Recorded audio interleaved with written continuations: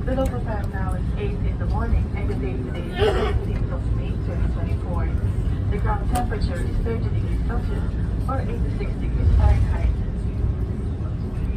Please remain seated with your seatbelt securely fastened until the seatbelt sign is switched off. For an orderly manner of disembarkation, passengers must remain seated and await instructions for deplaning.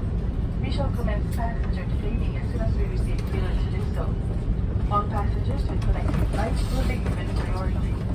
Passengers who need assistance, please approach our cabin crew and ground staff who will be happy to assist you.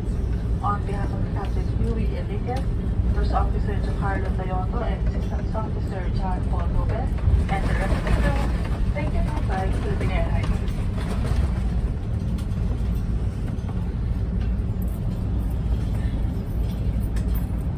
Dito tayo sa ating mahal na Pilipinas. Piliin mo ang Pilipinas. Talagang pipiliin ko ang Pilipinas kahit saang bansa ako sa Europe nakarating.